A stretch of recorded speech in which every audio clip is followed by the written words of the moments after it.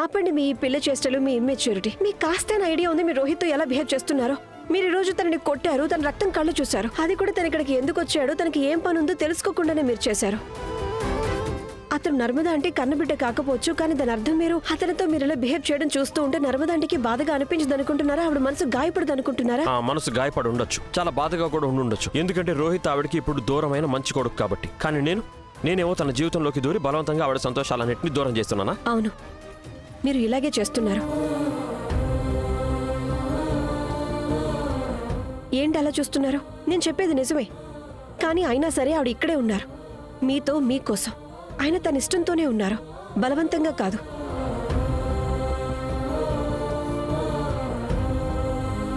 ప్రేమ చూపించండి రాఘవ్, కానీ ఆ ప్రేమని మీరు భారంగా అనిపించనివ్వకండి. అది నర్మదా అంటే మొయ్యలేనంతగా మీరు చేయకండి. మీ ప్రేమ ఆవిడ సంతోషాలకి కారణం అవ్వాలంతే. ఆవిడకి ఖైదులా కాదు, ఆవిడ కనీసం ఫ్రీగా ఊపిరి కూడా తీసుకోకుండా కాదు. లేదంటే ఆవిడ ఎప్పటికీ మీతో ఇంట్లో తన కొత్త జీవితంలో అడ్జస్ట్ కాలేరు కదా. మీరు ఆవిడ చుట్టూ ఎంతమంది డాక్టర్స్ని, నౌకర్లని, ఎంతమందిని పెట్టినా కూడా. అండ్ రోహిత్ తనకి కూడా వాళ్ళ అమ్మకి దూరంగా ఉండటం అంత ఈజీ ఏం కాదు కదా రాఘవ్. అయినా సరే తను వాళ్ళ అమ్మగారి నిర్ణయాన్ని గౌరవించాడు.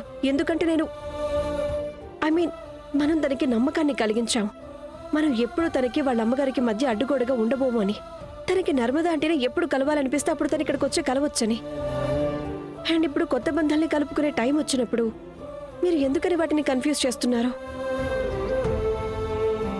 ఒక మాట చెప్పనా రేఖ, నువ్వు నాతో మాట్లాడుతున్న పద్ధతి ఉంది చూసావా, ఇది అస్సలు నచ్చట్లేదు. నిజం వినటం మీకు ఇబ్బందిగా ఉండుంటే అది మీ ప్రాబ్లమే రాఘవ్, నాది కాదు.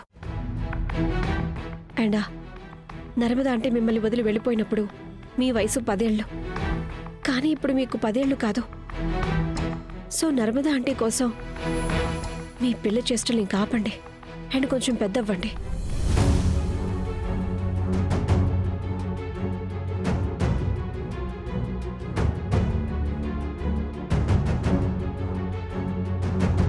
రోహిత్, నాకు తెలుసు నువ్వు చాలా స్ట్రాంగ్ అని, ఫిట్ అని. కానీ నా తృప్తి కోసం ఒకసారి డాక్టర్కి నీ ముక్కు చూపించుకో ప్లీజ్. నాకు ఇంకేం వినాలని లేదు. నేను నీకు తర్వాత కాల్ చేస్తాను రోహిత్. బాయ్.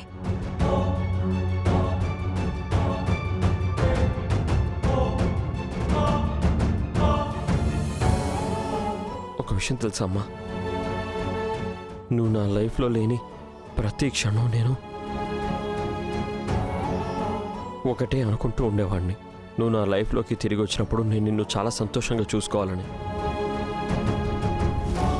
నీకోసం చాలా చేయాలి, నువ్వు నన్ను చూసి గర్వపడాలనుకునేవాడిని. నువ్వు నన్ను ఎందుకు వదిలి వెళ్ళిపోయావని నేను పశ్చాత్తాపడని రోజంటూ లేదు. నువ్వు నా నుంచి దూరంగా వెళ్ళాక నువ్వు నీ లైఫ్లో ఏమేమి మిస్ అయ్యావో తెలియాలనుకున్నాను. రాఘవ్, ప్లీజ్ అమ్మా, నేను చెప్పాలనుకున్నది కంప్లీట్ చేయనివ్వు. నేను నీకోసం చాలా ఆలోచించాను, కానీ ఎప్పుడూ అనుకోలేదు నేను ఇలాంటి కొడుకుని అవుతానని, నా కారణంగా నువ్వు సిగ్గుపడాల్సి వస్తుందని. నేను రూమ్లోకి రాగానే నువ్వెంత అన్కంఫర్టబుల్గా ఫీల్ అవుతున్నావు, కాల్ కట్ చేయాల్సి వస్తుంది. వీటన్నిటికీ నేను నీకు సారీ చెప్తున్నానమ్మా.